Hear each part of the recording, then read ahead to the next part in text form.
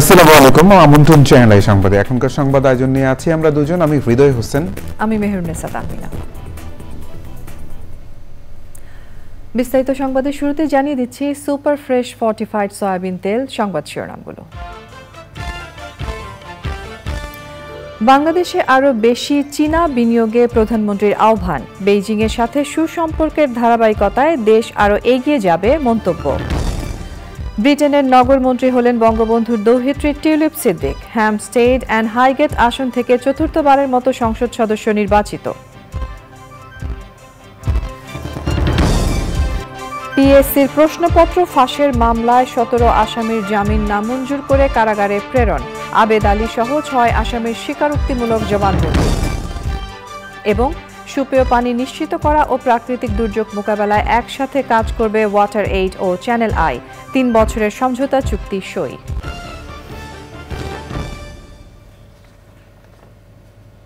সংবাদ শিরোনামগুলো জানাচ্ছিলাম।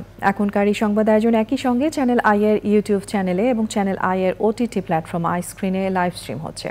এবার যাচ্ছে বিস্তারিত প্রসঙ্গে। বাংলাদেশ এখন বিনিয়োগের জন্য উৎকৃষ্ট জায়গা উল্লেখ করে এদেশে আরও বেশি বিনিয়োগ করতে চীনের বিনিয়োগকারীদের প্রতি আহ্বান জানিয়েছেন প্রধানমন্ত্রী শেখ হাসিনা। বেইজিংয়ে বাংলাদেশ ও চীনের মধ্যে বাণিজ্য, ব্যবসা ও বিনিয়োগের সুযোগ সুবিধা বিষয়ে সম্মেলনে প্রধানমন্ত্রী বলেন, চীনের সাথে সুসম্পর্কের এমন ধারাবাহিকতা বজায় থাকলে বাংলাদেশ আরও সামনের দিকে এগিয়ে যাবে। চীনের বেইজিং থেকে সাদি মাহমুদের রিপোর্ট। চীন সফরের দ্বিতীয় দিন বেইজিংয়ের ওয়ার্ল্ড সামিট উইংয়ে বাংলাদেশ ও চীনের মধ্যে বাণিজ্য, ব্যবসা ও বিনিয়োগের সুযোগ সুবিধা বিষয়ক সম্মেলনে যোগ দেন প্রধানমন্ত্রী শেখ হাসিনা। সম্মেলনে চীন ও বাংলাদেশের 1000-এর বেশি বিনিয়োগকারী অংশ নেন। চীনের বিনিয়োগকারীদের বাংলাদেশে বিনিয়োগে উৎসাহিত করতে তাদের সাথে কথা বলেন প্রধানমন্ত্রী শেখ হাসিনা।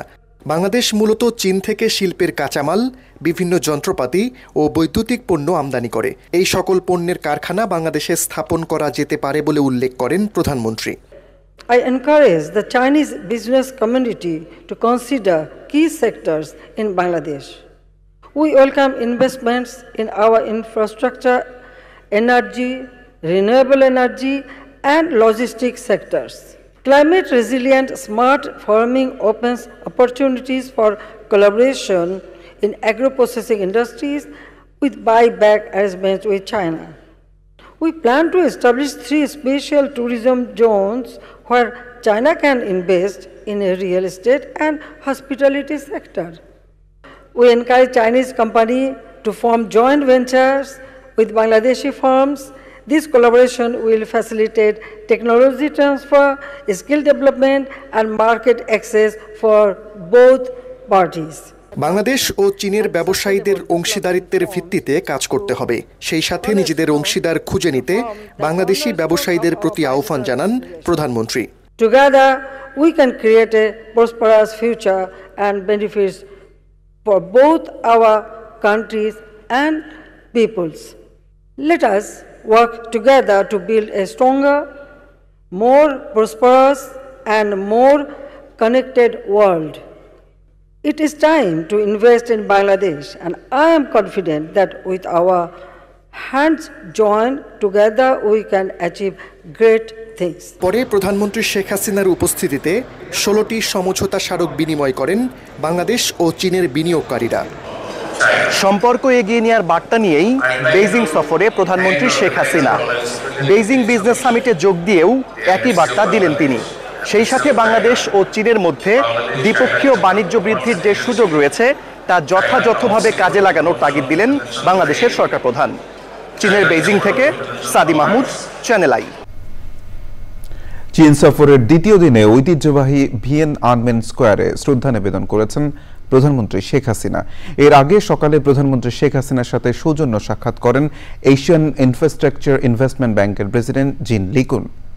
বিকেলে বেজিংয়ের গ্রেট হলে চাইনিজ পিপলস পলিটিক্যাল কনসালটেটিভ কনফারেন্সের জাতীয় কমিটির চেয়ারম্যান ওয়াং হুনিং এর সাথে দ্বিপাক্ষিক বৈঠক করেন প্রধানমন্ত্রী। বৈঠকে রোহিঙ্গাদের নিজ দেশে প্রত্যাবাসন সহ বিভিন্ন বিষয়ে আলোচনা হয়েছে। বুধবার চীনের রাষ্ট্রপতি ও প্রধানমন্ত্রীর সাথে বৈঠক করবেন বাংলাদেশের সরকার প্রধান। পরে প্রধানমন্ত্রীর কর্মসূচি নিয়ে সংবাদ সম্মেলনে সামগ্রিক পরিস্থিতি তুলে ধরেন পররাষ্ট্রমন্ত্রী ডক্টর হাসান মাহমুদ। পরিবর্তিত সূচি অনুযায়ী বুধবার রাত 10টায় ঢাকার উদ্দেশ্যে প্রধানমন্ত্রীর বেইজিং ছাড়ার কথা রয়েছে। আগামী বছর চায়না বাংলাদেশ ডিপ্লোম্যাটিক রিলেশনশিপের 50 বছর পূর্তি হতে যাচ্ছে এবং সেই 50 বছর পূর্তিটা যাতে আমরা অত্যন্ত বেফিটিং ম্যানারে উদযাপন করতে পারি, শুধুমাত্র বেফিটিং ম্যানারে নয়, আমরা মিনিংফুল ওয়েতে যাতে আমরা পালন করতে পারি, সেজন্য গুরুত্ব সহকারে সেটি আলোচিত হয়েছে। বঙ্গবন্ধুর দৌহিত্রী টিউলিপ সিদ্দিককে ব্রিটেনের নগর মন্ত্রী নিয়োগ করা হয়েছে। মঙ্গলবার সংবাদ মাধ্যম ব্লুমবার্গ এই খবর জানিয়েছে। তিনি এর আগে ছায়া নগরমন্ত্রী ও সাবেক ছায়া শিক্ষামন্ত্রী ছিলেন। বিস্তারিত সুব্রত গাইনের রিপোর্টে। গত 4 জুলাই যুক্তরাজ্যের সাধারণ নির্বাচনে ক্ষমতাসীন কনজারভেটিভ পার্টিকে হারিয়ে জয়লাভ করেছে লেবার পার্টি। সেই দলের হয়ে নির্বাচন করে টানা 4র্থবার এমপি নির্বাচিত হন বঙ্গবন্ধু শেখ মুজিবুর রহমানের দৌহিত্রী টিউলিপ সিদ্দিক। তিনি হ্যামস্টেড অ্যান্ড হাইগেট আসনে প্রায় 15,000 বেশি ভোট পেয়ে জয়ী হন। লেবার পার্টি জয়লাভ করার পর কিয়ার স্টারমার প্রধানমন্ত্রী হিসেবে ক্ষমতায় আসলে মন্ত্রিসভায় স্থান পান টিউলিপ। তবে তার নিয়োগ সরকার আনুষ্ঠানিকভাবে এখনও ঘোষণা করেনি। টিউলিপ সিদ্দিক 2015 সালে যুক্তরাজ্যের লেবার পার্টির হয়ে প্রথম এমপি নির্বাচিত হন। 2021 সালে তিনি ছায়ানগর মন্ত্রী ও তার আগে ছায়া শিক্ষামন্ত্রী ছিলেন।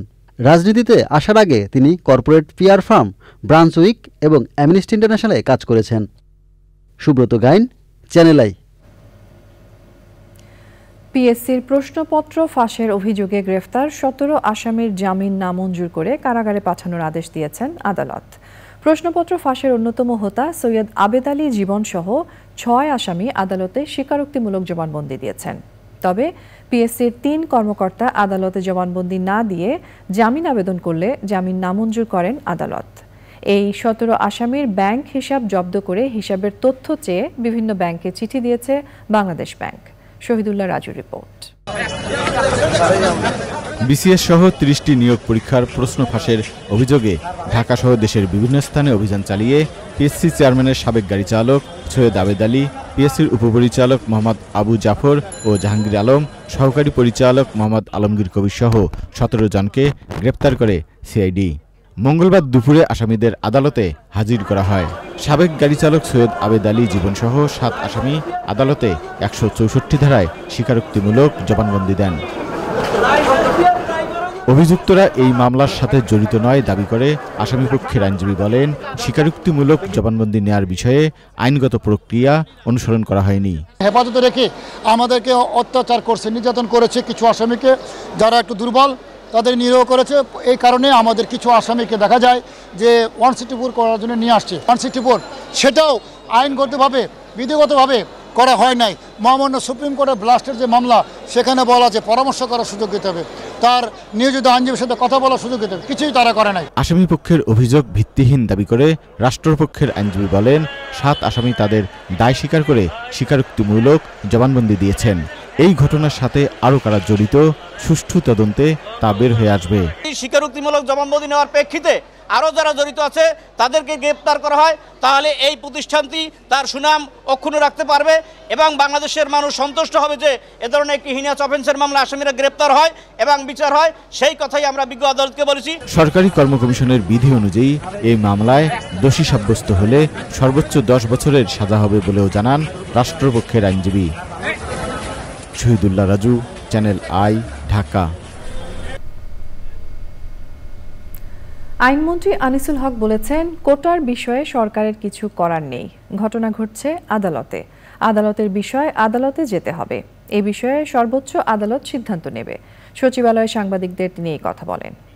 সরকারের সিদ্ধান্তের ব্যাপারে তো এখন নাই। এখন এটা এই কোটার ব্যাপারের যে ইস্যুটা, সেটা এখন সর্বোচ্চ আদালতের কাছে আছে। তো এবং এই সর্বোচ্চ আদালত সেখানে সিদ্ধান্ত নেবে। তারা সকল পক্ষকে শুনে তারপরে যেটা আমি মনে করি যে সর্বোচ্চ আদালত অবশ্যই সব দিক বিবেচনা করে সঠিক সিদ্ধান্ত দেবে। ভারপ্রাপ্ত এমডি সহ শীর্ষ 5 নির্বাহীকে বরখাস্তের প্রতিবাদে কর্মবিরতি পালন করছেন সোনালী লাইফ ইন্স্যুরেন্সের কর্মকর্তা কর্মচারীরা। প্রায় 27,000 বিমা কর্মীর কমিশন অনিয়মিত করা, 33 জন ড্রাইভারের বেতন আটকে দেওয়া সহ প্রশাসকের বিরুদ্ধে ভয়ের সংস্কৃতি চালুর অভিযোগ আনা হয়েছে। অভিযোগ অস্বীকার করে প্রশাসক জানিয়েছেন সাবেক পরিচালকরা তার বিরুদ্ধে ষড়যন্ত্র করছেন। রিজভি নওয়াজের রিপোর্ট।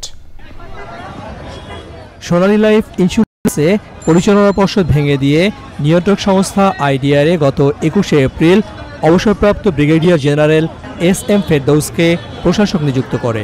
কর্মীরা বলছেন তাদের ধারণা ছিল প্রশাসক কোম্পানিটির আর্থিক অবস্থা সুসংহত করা সহ অনিয়ম বন্ধ করবেন, কিন্তু কর্মীদের নামে সহকর্মীদের দিয়ে জোর করে মামলা করানোর চেষ্টা, কারণ দর্শানোর নোটিশ, পত্রিকায় বিজ্ঞাপন না দিয়ে ডিএমডি সহ গুরুত্বপূর্ণ 4 পদে নিজের সাবেক সহকর্মীদের নিয়োগ, 1 মাসের মাথায় উৎসব ভাতা দেওয়া, কম বেতনের কর্মীদের ভর্তুকি মূল্যে খাবার সরবরাহের জন্য স্থাপিত ক্যান্টিন ভেঙে সশস্ত্র আনসারদের আবাসন করা সহ নানা অভিযোগ প্রশাসকের বিরুদ্ধে। লাস্ট 3 মাস উইদাউট স্যালারিতে আমরা যেভাবে সাফার করে যাচ্ছি, কিন্তু এখান থেকে সরাসরি ওনার মেইন যেটা উদ্দেশ্য আমাদের এই টিমটাকে ভেঙে দিয়ে উনি নতুন করে এখান থেকে হয়তো অন্য কোনো কোম্পানির সাথে কন্ট্যাক্ট করছে যেখানে লোক নিয়ে আসবে। টোটালি ইন্টেনশনাল এটা করছে। অচিরে ওনার অবসর চাই, অচিরে এখান থেকে প্রত্যাহার চাই। এই যে 4 মাস ধরে আমাদেরকে মানে যথাযথ কমিশন প্লাস আমাদের যে রিওয়ার্ড ছিল দেওয়া হচ্ছে না। এখন আপনি বলেন এতগুলো মানুষ, নট অনলি আমি, হিউজ সাম অফ এমপ্লয়, তারা কোথায় যাবে, তারা কি খাবে, তারা কি করবে? উনি এসে সব কিছু বন্ধ করে দিচ্ছে, কিন্তু উনি ঠিকই এখানে বসে বসে এই 4 জন 5 জন করে সাথে নিয়ে আসে, উনি ওনার বেতন ঠিকই নিচ্ছে।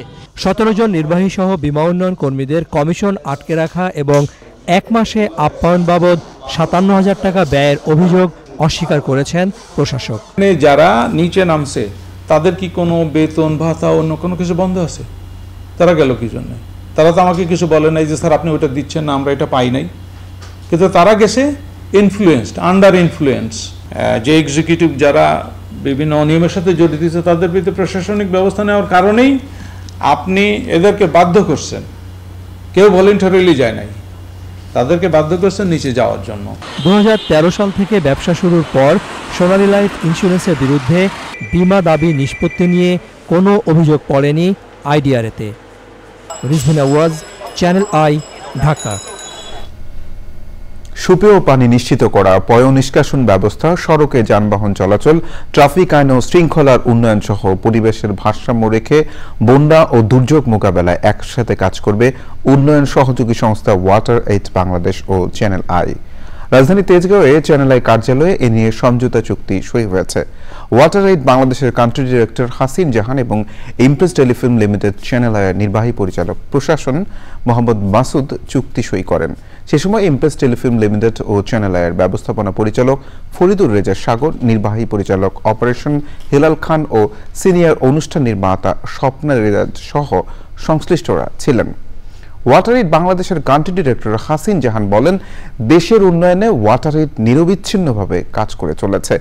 এরই ধারাবাহিকতায় আগামী 3 বছরের জন্য চ্যানেল আইয়ের সাথে সম্পৃক্ত থেকে উন্নয়ন কাজে আরও জোরদারভাবে অংশ নেবেন তারা।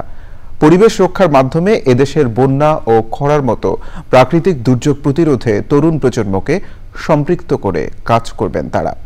সেভাবেই অনুষ্ঠান পরিকল্পনা ও তৈরি এবং নীতি নির্ধারণী পর্যায়ে বিষয়গুলো অবহিত করে উন্নয়নে আরও কার্যকর ভূমিকা রাখার আগ্রহের কথা জানায় ওয়াটার এইড।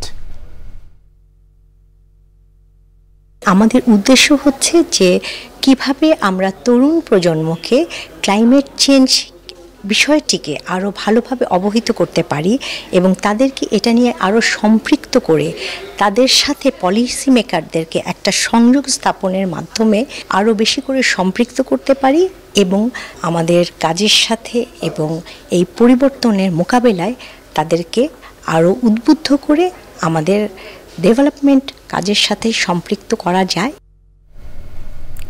আমাদের এবারের প্রসঙ্গ আই স্পোর্টস।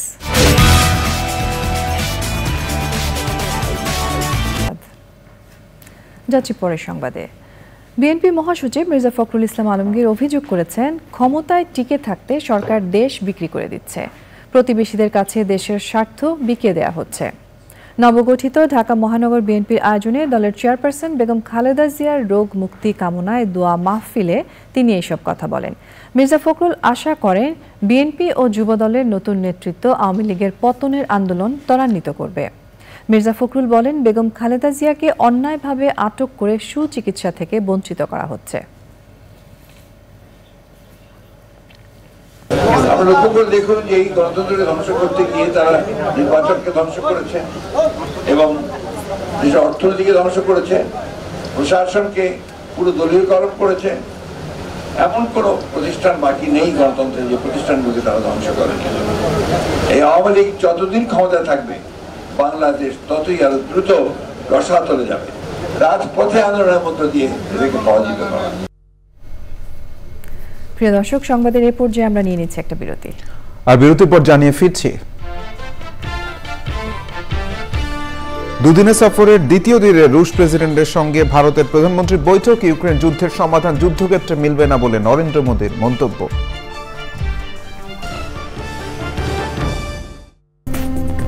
প্রিয় দর্শক, আপনারা দেখছেন চ্যানেল আই সংবাদ। সংবাদে আবারও আমন্ত্রণ। সরকারি চাকরিতে কোটা ব্যবস্থা সংস্কারের দাবিতে বুধবার সারা দেশে সকাল সন্ধ্যা বাংলা ব্লকেট কর্মসূচি ঘোষণা করেছে আন্দোলনরত শিক্ষার্থীরা। সন্ধ্যা 6:30টার দিকে ঢাকা বিশ্ববিদ্যালয়ের কেন্দ্রীয় গ্রন্থাগারের সামনে সংবাদ সম্মেলনে এই কর্মসূচির ঘোষণা দেওয়া হয়। বৈষম্য বিরোধী ছাত্র আন্দোলনের ব্যানারে বাংলা ব্লকেটের অংশ হিসেবে সারা দেশে এই কর্মসূচি পালিত হবে। সংবাদ সম্মেলনে জানানো হয়, সারা দেশের সব মহাসড়ক ও রেলপথ এই ব্লকেটের আওতাভুক্ত থাকবে। বৈধ কাগজপত্র ছাড়া ওমানে বসবাসরত 96,000 বাংলাদেশির বৈধতা দিতে সম্মত হয়েছে দেশটির সরকার। প্রবাসী কল্যাণ ও বৈদেশিক কর্মসংস্থান প্রতিমন্ত্রী শফিকুর রহমান চৌধুরী একথা জানান। মঙ্গলবার বিকালে প্রবাসী ভবনে ঢাকায় নিযুক্ত ওমানের রাষ্ট্রদূতের সাথে বৈঠক শেষে সাংবাদিকদের তিনি জানান, ওমানের সাথে প্রাথমিক আলোচনায় এ বিষয়ে তারা সম্মত হয়েছেন। 12টি ক্যাটাগরিতে ওমান ভিসা চালু করেছে জানিয়ে প্রতিমন্ত্রী বলেন, শ্রমিক ভিসা চালু করতে কাজ করছেন তারা।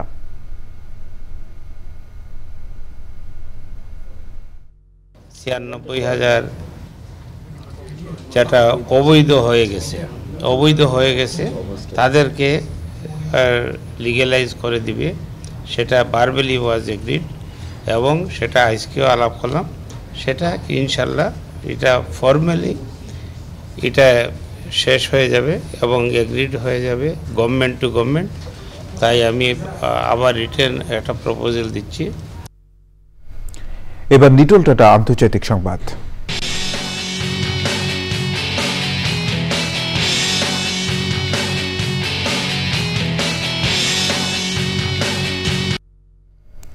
দুদিনের সফরের দ্বিতীয় দিনে রুশ প্রেসিডেন্ট ভ্লাদিমির পুতিনের সঙ্গে আনুষ্ঠানিক বৈঠক করেছেন ভারতের প্রধানমন্ত্রী নরেন্দ্র মোদী। বৈঠকে পুতিনকে ইউক্রেন যুদ্ধের সমাধান যুদ্ধক্ষেত্রে পাওয়া যাবে না বলে মন্তব্য করেন মোদী। তিনি বলেন, ইউক্রেন ও রাশিয়াকে আলাপ আলোচনা ও কূটনীতির মাধ্যমে শান্তিপূর্ণ অবস্থানে তাদের দ্বন্দ্ব সমাধান করতে হবে। সংঘাত এড়াতে শান্তিপূর্ণ সমাধান খোঁজার প্রচেষ্টার জন্য ভারতীয় নেতার প্রশংসা করেন প্রেসিডেন্ট পুতিন। তিনি বলেন, দুই দেশ একটি বিশেষ কৌশলগত অংশীদারিত্ব উপভোগ করছে। পশ্চিমা নিষেধাজ্ঞা সত্ত্বেও বাণিজ্যিক সম্পর্ক এগিয়ে নিয়ে যাওয়ায় নয়াদিল্লিকে ধন্যবাদ জানান পুতিন। এর আগে সোমবার মস্কোর বাইরের নিজ বাসভবনে মোদির সঙ্গে অনানুষ্ঠানিক বৈঠক করেন পুতিন। তবে ইউক্রেনের প্রেসিডেন্ট ভলোদিমির জেলেনস্কি রাশিয়া সফরের জন্য ভারতের প্রধানমন্ত্রীর নিন্দা করেছেন এবং এই সফরকে শান্তি প্রতিষ্ঠার জন্য ধ্বংসাত্মক আঘাত বলে অভিহিত করেছেন। আইস্ক্রিন সাংস্কৃতিক সংবাদ।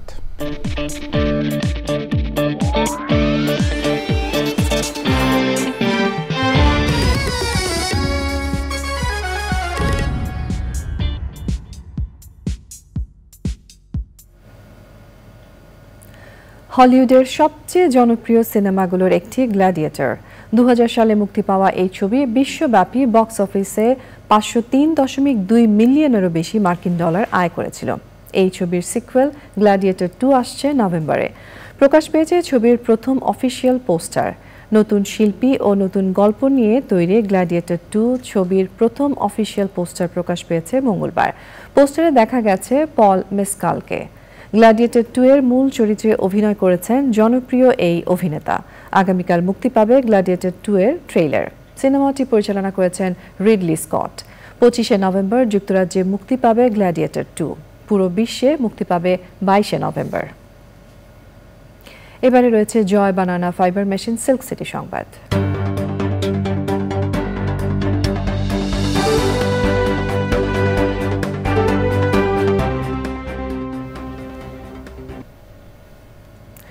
রাজশাহী মহানগরে দুর্ঘটনা রোধ ও নির্বিঘ্নে চলাচল নিশ্চিত এবং যানজট নিরসনে মহানগরীর সমন্বিত নগর অবকাঠামো উন্নয়ন প্রকল্পে 4টি ওভারপাস নির্মাণ করা হচ্ছে। রাজশাহী সিটি কর্পোরেশনের মেয়র AHM খায়রুজ্জামান লিটনের দীর্ঘমেয়াদী পরিকল্পনার মধ্যে নগরীর বিভিন্ন রেল ক্রসিংয়ে ওভারপাস নির্মাণ কাজের বাস্তবায়ন হচ্ছে।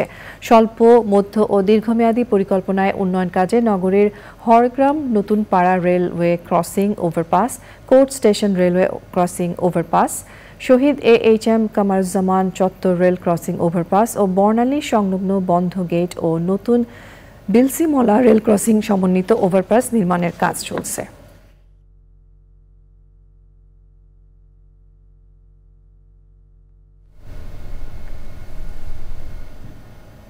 এবারে রয়েছে কৃষি সংবাদ।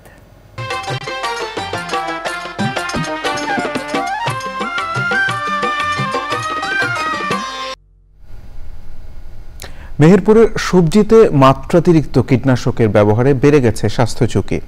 জেনে না জেনে ফসলি জমিতে মাত্রাতিরিক্ত কীটনাশক ও রাসায়নিক সার ব্যবহার করছেন চাষি। এতে হুমকিতে পড়েছে ফসল উৎপাদন। সেই সাথে পোকার আক্রমণ থেকে সবজি ক্ষেত রক্ষায় কীটনাশক প্রয়োগ করার কথা জানান চাষি। মেহেরপুর থেকে গোলাম মোস্তফার রিপোর্ট। মেহেরপুর সদর উপজেলার চকসমনগর গ্রামের মাঠে মাঠে কফি, বেগুন, কলাসহ নানা ধরনের সবজির আবাদ হয়েছে। জমিতে চারা গজানোর পর থেকেই চাষিরা বুঝে না বুঝে কীটনাশক প্রয়োগ করছেন। যারা কীটনাশক ব্যবহার করছেন তাদের দেখাদেখি জেলার অন্য চাষিরাও এই পদ্ধতি অবলম্বন করছেন। এতে সবজি ক্ষেত বিষাক্ত হওয়ার পাশাপাশি হুমকির মুখে পড়েছে জনস্বাস্থ্য। জিনিস তৈরি করেছি, সবজি তৈরি করেছি, সবজি আপন ইচ্ছায় হয়েছে। আর এখন আমরা প্রত্যেকদিন বিষ না দিলে হয়েছে না। বেগুনে বিষ লাগছে, পটলে বিষ লাগছে, শসায় বিষ লাগছে, আপনার কপিতে বিষ লাগছে। বিষ ছাড়া কোনো কাজ হচ্ছে না। মাত্রাতিরিক্ত কীটনাশক ও রাসায়নিক সার ব্যবহারে জমির উর্বরা শক্তি কমে যায় এবং মানবদেহে এর নেতিবাচক প্রভাব পড়ে। এসব জেনেও অনেক চাষি সবজির আবাদ বাড়াতে অতিমাত্রায় কীটনাশক ব্যবহার করছেন। এখন তো এখন যে সবজি খাচ্ছে মানে বিষ খাচ্ছে, আগের তুলনায় এখন দিন দিন বেড়েই যাচ্ছে, কিন্তু কমছে না। এটার পরবর্তী একটা যে কোনো সাজেশন যেটা দেওয়ার প্রয়োজন হবে সেটা যদি সরকার নিয়ে আসে বাইরে থেকে, সেটা শুনুন আমাদের জন্য উপকার হবে এবং আমাদের বাচ্চার জন্য উপকার হবে। ফসলি জমিতে অতিরিক্ত কীটনাশক ও রাসায়নিক সার ব্যবহার করা থেকে চাষিকে বিরত রাখতে সুষম সার ও বীজ এবং সঠিক সময়ে সেচ দেওয়ার পরামর্শ দিয়েছে স্থানীয় কৃষি বিভাগ। মেহেরপুর থেকে গোলাম মোস্তফা, চ্যানেল আই। এবার প্রকৃতি সংবাদ।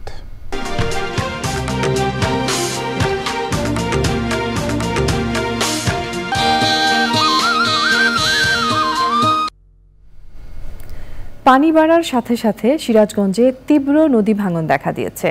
নদী গর্ভে বিলীন হচ্ছে বসত ভিটা সহ ফসলি জমি ও শত শত স্থাপনা। ভুক্তভোগীদের অভিযোগ, বাঁধ সংস্কারে ঠিকাদারি প্রতিষ্ঠানের গাফিলতি ও অপরিকল্পিতভাবে বালু উত্তোলনের কারণেই এই ভাঙন। অভিযোগের প্রমাণ পেলে ব্যবস্থা নেওয়ার আশ্বাস দিয়েছে পানি উন্নয়ন বোর্ড। ফেরদৌস রবিনের পাঠানো তথ্য ভিডিওচিত্রে সাবরিনা হাসানের রিপোর্ট। বাঁধ সংস্কারের নামে যমুনা নদীর পাঁচিল অংশে ড্রেজিং মেশিন বসিয়ে দীর্ঘদিন ধরেই বালু উত্তোলন করছে পানি উন্নয়ন বোর্ডের ঠিকাদারি প্রতিষ্ঠান। উজান থেকে নেমে আসা পাহাড়ি ঢলে নদীর পানি বেড়ে তীব্র ভাঙন দেখা দিলেও থেমে নেই অবৈধ কর্মযজ্ঞ। বন্ধুরা করবো কে, আমাদের এলাকার চেয়ারম্যান মেম্বার নেতারা তাই তো মাটি কাটায়, কয় তোরা পাই কিস্তে, তোর বাড়ি হলো চরে জায়গা। বাড়ির থেকে এখন বালু তোলার লেগে এখন ইয়েতে বাড়িটা এসে লাগে আর যে বালু টসকে ভাঙিয়ে পড়তেছে। বাঁধ সংস্কার কাজে ধীরগতি ও পার ঘেঁষে বালু উত্তোলনের কারণেই ভাঙন আরো বেড়েছে অভিযোগ স্থানীয়দের। আসিল কোনে আইলো কোনে, এখন আমার থাকাই তো কষ্ট, শোনা চিন্তা ভাবনা তো আর ভাল থাকে না। এই যে সাইড দিয়ে বালু তুলতেছে, আবার ওই সিরাজগঞ্জ থেকে এমন কোনো দিন নাই যে 2-1000 বালুর এইসব না আসে। ঠিকাদারের গাফিলতির কারণে ভাঙন বাড়লে ব্যবস্থা নেবে বলেছে পানি উন্নয়ন বোর্ড। মাননীয় প্রধানমন্ত্রীর অনুশাসন আছে যে কৃষি জমি থেকে মাটি নেওয়া যাবে না, বিধায় বর্তমানে বালু নদী ড্রেজিং করে যে বালি পাওয়া যায়, সেটি বালি বা মাটি পাওয়া যায়, সেটি দিয়েই আমরা বাঁধ নির্মাণ বা পুনর্নির্মাণ করে থাকি। তো সেখানে আমাদের 8 কিলোমিটারের ঠিকাদার রয়েছে, তাদেরকে আমরা আমাদের যে ড্রেজিংয়ের যে নকশা সেটি সরবরাহ করা আছে এবং নকশা মোতাবেকই তারা কাজ বাস্তবায়ন করছে। এখানে বিক্রি করার কোনো অপশন নাই। এই ধরনের অভিযোগ যদি আসে তাহলে ঠিকাদারের বিরুদ্ধে কঠোর ব্যবস্থা গ্রহণ করা হবে বা জড়িতদের বিরুদ্ধে আইনানুগ ব্যবস্থা গ্রহণ করা হবে তাৎক্ষণিক। ভাঙন রোধে দ্রুত বালু উত্তোলন বন্ধ সহ জরুরি ব্যবস্থা নেওয়ার দাবি এলাকাবাসী। সাবরিনা হাসান, প্রকৃতি ও জীবন ডেস্ক, চ্যানেল আই। সংবাদে এরই সঙ্গে আমরা নিয়ে নিচ্ছি আরো একটা বিরতি।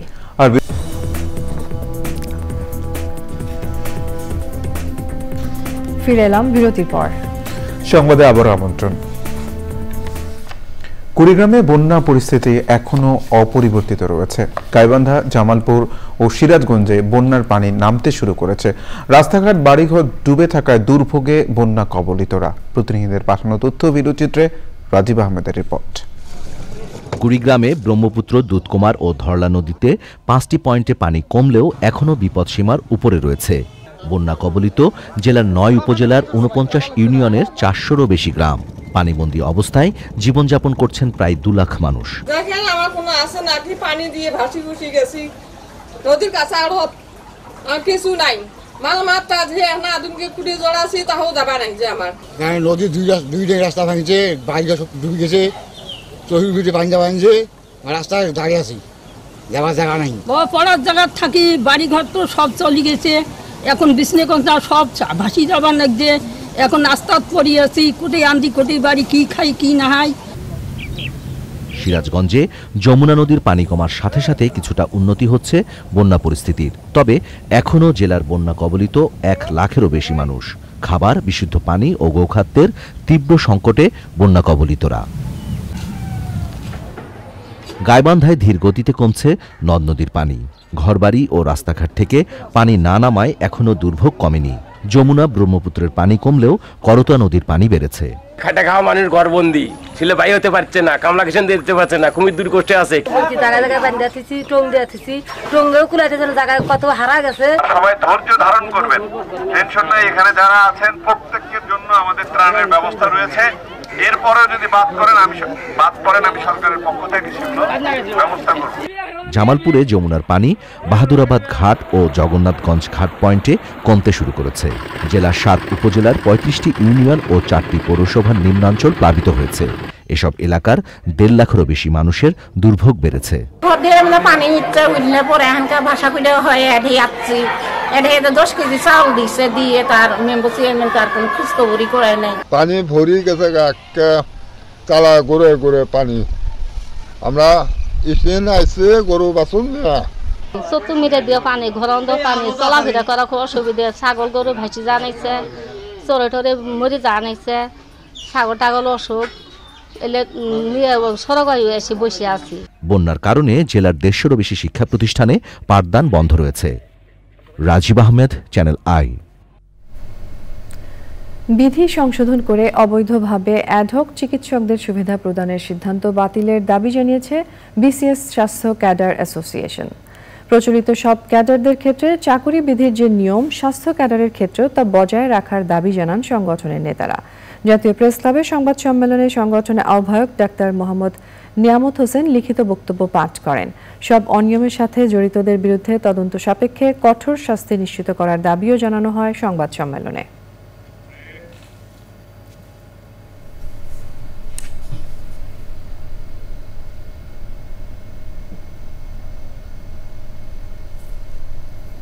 সংবাদের এই পর্যায়ে আমরা নিয়ে নিচ্ছি আরো একটা বিরতি। আর বিরতির